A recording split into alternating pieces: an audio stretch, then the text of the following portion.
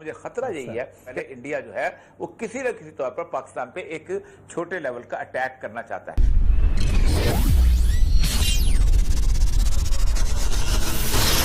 नमस्कार दोस्तों, आपका अपने YouTube चैनल हिंदुस्तान स्पेशल में बहुत स्वागत। आपको पता है दोस्तों, पाकिस्तान कश्मीर मुद्दे पर समय समय प्रोपेगेंडा करता रहता है और झूठ बोलता रहता है। आज की पाकिस्तानी मीडिया की वीडियो में औलिया मकबूल जान और मोहम्मद उस्मान हिंदुओं के कश्मीर में बसने पर बहुत दुखी हैं और वो बौखला रहे हैं कि कैसे हिंदू कश्मीर में आकर बस सकते हैं। तो चलिए दोस्तों, आज की वीडियो की तरफ चलते हैं। Thank you very much. बात करें कि एक तरफ कोरोना की वबा ने पूरी दुनिया पर अपने पंजे गाड़ रखे हैं और वहाँ भारत जो अपने मजमूम अज़ाइम से बाज नहीं आ रहा। और आज की ताज़ा खबर जो ये है कि 3 लाख से ज़्यादा हिंदुओं को जो है वो उन्होंने वहाँ पे सर्टिफिकेट जारी कर दी है रहायश के मकबूजा कश्मीर के अंदर, ज़मीन के काबिल हो रहे हैं। अब साथ ही साथ वहाँ पे और क्या क्या होने जा रहा है और क्या अज़ाइम है, इस पर हम गुफ्तगू का सिलसिला आगे जारी रखेंगे। और ये साहब, कोरोना ने क्या बदला? इसका मतलब ये है कि तमाम जो बड़ी ताकतें हैं, अमेरिका जो कर रहा है फ़लस्तीन में अलग, इसराइल की जो पुष्टपनाही कर रहा है वो अपनी जगह, लेकिन भारत कश्मीरी अवाम के साथ इस वबा के दौरान क्या करने जा रहा है? उस्मान साहब, अब जब से कोरोना शुरू हुआ था ना, आज से 2-2.5 महीने पहले, तो आपको याद होगा कि हमने खास तौर पे रसूल अकरम सल्लल्लाहु अलैहि वसल्लम की अहादीस के मुताबिक इस वबा को और इस सारी सूरत हाल को देखा था। और हमने खास तौर पे कहा था कि यहाँ 2-3 चीजें ऐसी हैं कि जो होने वाली हैं। इसके साथ रिलेटेड हमने हदीसें सामने पेश की थी कि 2 ऐसे एपी सेंटर्स हैं जो रहेंगे कि जो इस वबा के बाद एक बहुत बड़ी लड़ाई की तरफ आगे चल पड़ेंगे। और उनसे एक एपी सेंटर है इजराइल और दूसरा एपी सेंटर है भारत। क्योंकि आखिरी जो जंगें 2 होनी है बड़ी, वो इन्हीं दोनों जगहों पे होनी है।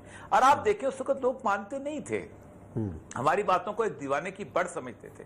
अब इस वक्त देखें कि इस बुरी हालत में कि जब इस वक्त 60,000 बंदा अमेरिका का मर चुका है, इजराइल की सूरत हाल भी ऐसी है कि उसने जब देखा कि अब इस वक्त उसका राइपन सूरत हाल आ गई है, और आप देखें कि इस वक्त वहां पर इजराइल के ऊपर उसने अमेरिका ने कहा कि हम उसको तस्लीम करते हैं उस सारे मामले को, और खड़े हो गए। दूसरी तरफ भारत, लेकिन इंडिया अभी तक उसी तरह अपने सारे मामले के अंदर आगे बढ़ रहा है और वो कर रहा है। मैं आपसे बहुत पहले भी हर प्रोग्राम में हमने यही कहा था कि ये जो कन्वर्ट होनी है ना मूवमेंट इंडिया के अंदर, वो ये होनी है कि कश्मीर की आज़ादी जो है वो मुसलमानों की आज़ादी में कन्वर्ट हो जाएगी।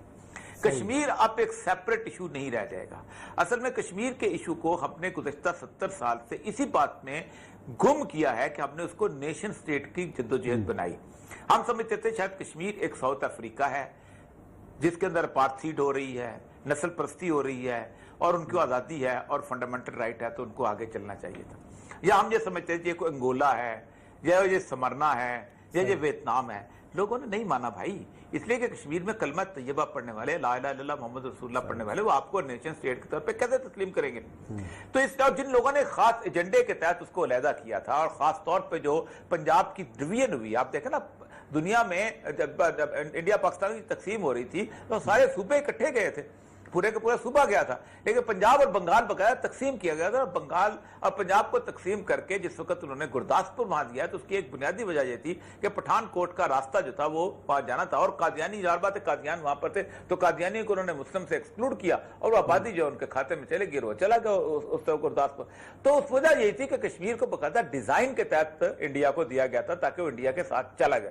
अब इंडिया जो है उन्होंने उसको उसमें से निकाला है। दूसरी चीज ये है कि जो रसूल अकरम सल्लल्लाहु अलैहि वसल्लम की अहादीस जो बार बार हमने सुनाई है इस खित्ते के बारे में, वो ये थी कि खराब सिंध मिनल हिंद, सिंध जो है ना जिसमें हम रहते हैं, इसकी खराबी जो है, इस पे लड़ाई जो है, इस पे जो मार कुटाई होगी वो हिंद की तरफ से होगी। अब ये सारा डिजाइन क्यों किया जाता है? कश्मीर इसलिए डिजाइन किया जा रहा है कि कश्मीर में जब हिंदू अक्सरियत बनेगी तो हम पाकिस्तान के कश्मीर पर हक उसको बिल्ड करेंगे, अब लड़ाई बिल्ड करेंगे तो सी पैक जो है वो मुकम्मल तौर पर तबाह बर्बाद हो जाएगा। और अगर सी पैक में से कश्मीर और गिलगित बल्तिस्तान का इलाका निकाल दिया जाए तो सी पैक ना नॉर्मल तेल होगा, ना राधा नाचेगी, ना वो गवादर जाएगा, ना किसी और जाएगा। पहले उन्होंने कोशिश की थी कि ये गवादर और बलूचिस्तान के इलाके में किया जाए, लेकिन नहीं हो सका। आज मैं एक बहुत बड़ा आर्टिकल पढ़ रहा था जिसको हम मिस कर रहे हैं इस इंटरनेशनल सिनेरियो में, वो ये था कि तालिबान जो हैं, अगर ये सूरत सिनेरियो जारी रही तो तालिबान अगले 1-1.5 महीने के अंदर टेक ओवर कर लेंगे और अफगानिस्तान में अपनी गवर्नमेंट बना लेंगे। और उसके अंदर जो वाशिंगटन पोस्ट ने लिखा है कि सबसे बड़ा नुकसान जो है वो भारत को होगा।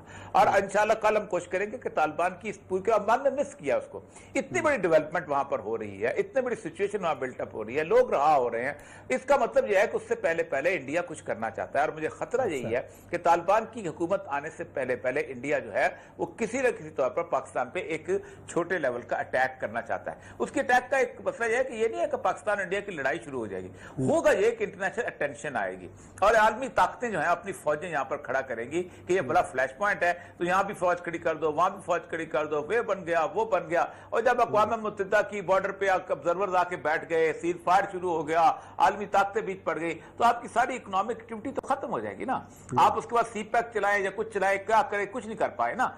ये है असल में प्लान, और ये प्लान 2020 के अंदर उन्होंने करना ही करना है। यही वजह है कि उन्होंने आज वहां पर अपना जम्मू कश्मीर में जो 3 लाख लोगों को श्रीनगर के इलाके में भी किया है। अब यह है कि ये मूवमेंट जो है वो कश्मीर से निकल के पूरे बरसगीर के मुसलमानों की मूवमेंट बनेगी और पाकिस्तान बीच में रह जाए ना सैंडविच। अगर पाकिस्तान अगर सैंडविच रह गया, इधर से तालिबान की हुकूमत जो है वो इस वक्त पूरी असेसमेंट चल रही है कि जून से पहले पहले अगर आपने ये मसला तय न किया तो तालिबान विल टेक ओवर और गवर्नमेंट बना लेंगे, और ना अमेरिका इस काबिल है इस वक्त वहां फौजें भेज सके, ना यूरोप में से कोई मुल्क भेजेगा। क्या भेजेगा, कैसे भेजेगा, किस तरह भेजेगा? आप अपनी इकोनॉमी अपने उसमें कोरोना के सूरत हाल के अंदर आप पड़े हुए हैं, तो आप फौजें कहां से भेजेंगे?